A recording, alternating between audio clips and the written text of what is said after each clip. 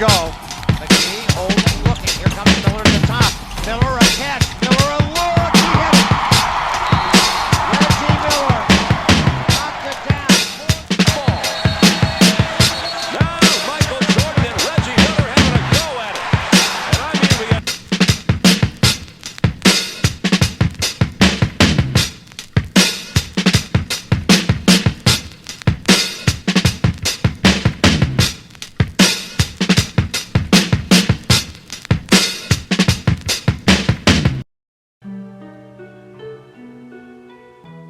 Michael Jordan and Reggie Miller's rivalry was one of the best battles in the 90s NBA, as it stemmed way back from Reggie's very first season in the league. Now imagine that, an NBA rookie is battling face to face with arguably the best player on the planet. Not just tit for tat, but pure trash talking.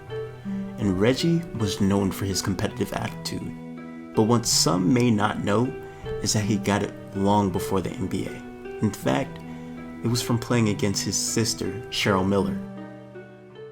From the beatdowns. Cheryl was tough. Very tough. Going one-on-one after this. I would kill him. I love killing Reggie. And Dad would come out, don't hit your brother and all that kind of stuff, but he was just that annoying. I was first known as Cheryl Miller's brother, and I had to overcome that, but I think now people are about ready to see who the real Reggie Miller is. Oh, nice move by Reggie Miller. Cheryl can do that also. He learned that from Cheryl. I know he learned that from Cheryl. What up guys, this is KJ the producer. Now in this video we're going to be talking about the beef between Michael Jordan and Reggie Miller. Now we both know that Reggie Miller was one of the most beloved and hated players of the 90s. But before we get into the video, if you're an NBA fan, make sure you like and subscribe to the channel. Now without further ado, let's get into the video. KJ, good looking, baby. Yeah.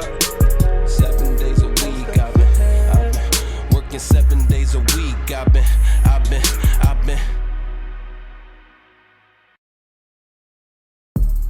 Reggie Miller was born on August 24th, 1965 in Riverside, California. He grew up in a very strict household as he came from a military family, and basketball was where he could feel free and express himself on the court. But it was also where he had to face his biggest challenge. His older sister Cheryl was one of the best female players in Riverside and would later become one of the best female players in the country. And no matter how hard Reggie tried, he could never beat her. And that's what fueled the competitive drive in him. Even when he became a great college star as he played in UCLA, he would still often be compared to his sister, which even made him more determined to be the best player he could possibly be. So when he entered the NBA in 1987, he wanted to make it known to the entire world that he was more than just Cheryl's little brother. And during his time in UCLA, his trash-talking mentality mainly rubbed some fans the wrong way. But when he played pickup games during the summer with NBA star Magic Johnson, Byron Scott, and Michael Cooper, they told him to keep up the ruthless aggression. And it was that mentality and mindset that started the whole rivalry between Michael Jordan and Reggie Miller. So there's this exhibition game between the Indiana Pacers and the Chicago Bulls. And as always, it's expected for a rookie to really just focus on the game, not so much of the outside noise or interaction between players.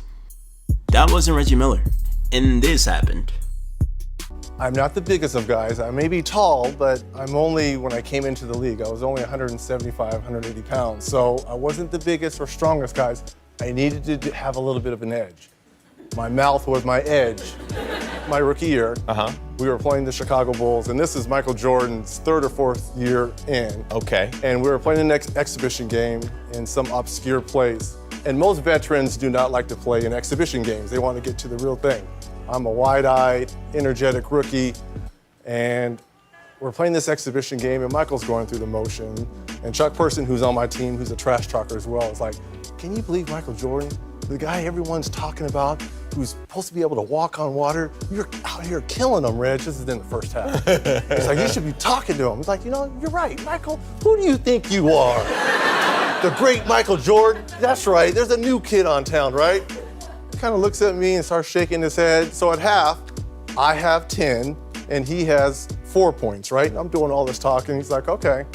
Into the game in the second half, he ended up with 44, and I ended up with 12. I As he's walking off, he's like, be sure and be careful. You never talk to Black Jesus like that. Reggie had 10 points and Mike had 4.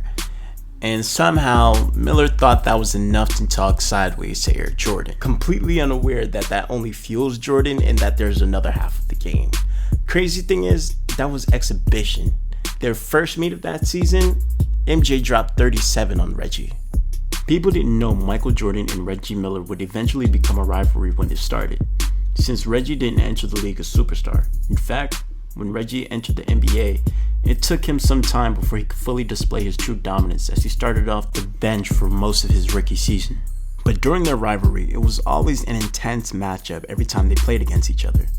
They played a total of 49 games together, where Jordan won 32 games and Reggie took 17. While Michael dominated in almost every statistical category between the two, Reggie proved that he was no slouch and that he could hold his own, as he took Jordan and the Bulls all the way to Game 7 of the Eastern Conference Finals in the 1998 playoffs. MJ and the Bulls seized 2 victories in Chicago, and to make matters worse, Reggie sprained his ankle in the third quarter of Game 3.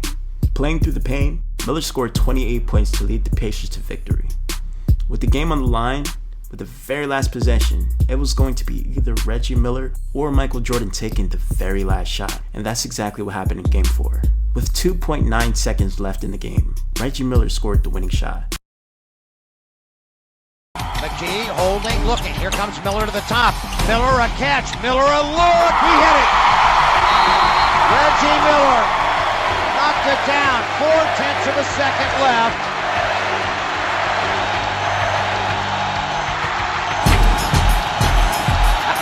Tony out near the timeline.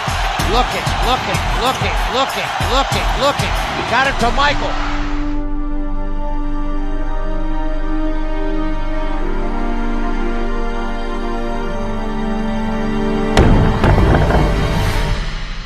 And it went in and out. Hit the board and spun out, and Indiana wins the game. Revived, the Pacers pushed the series to the limit, taking a 6-point lead in the fourth quarter of Game 7. And for a split second, it did look like they may have a chance to actually torch the Bulls. Up until they came back.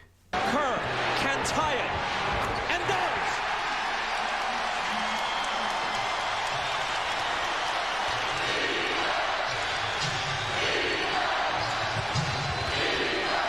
Antonio Davis gives the Pacers the lead again. Pippen. Chicago leads it, 81-79. Smith's coming over with help. 5 on the shot clock. Michael dumps it off to an open Longley. And the Bulls have a little bit of breathing room. Jackson driving on Pippen, dealing out to Miller. Big 3, won't go. In fact, an air ball, but it looks like a perfect pass to Antonio Davis. Again, a 2-point game. Pippen driving, throws up a little hook. It bounces home, plus a foul. And he pushed Antonio Davis into a foul. And Davis has fouled out. Trying to take the lead to 5. Which he cannot. McKee out near midcourt. McKee for 3. It's long. And Michael is there, as he so often is, with whatever it takes. 12 seconds. Harper in the front court. 10 seconds. Miller reaches in and fouls him with 8.9. Protects the ball, and on to the finals. By now, we all know the antics and the mind games that MJ played to get under his opponent's skin, and Reggie attempted to do the same thing. As he said, he took part in the famed Space Jam pickup games in an effort to find weaknesses in Michael Jordan's game, which shows you the extreme length Reggie Miller was going towards just to get at Michael, which make this one of the best rivalries in NBA history. But that's it for today, guys. I hope you guys enjoyed the video, and as always, stick around for the next. Subscribe to the channel, like the video, and feel free to comment one of your favorite moments from this rivalry. And as always, I'll see you guys next time. I'm KJ the producer, and I'll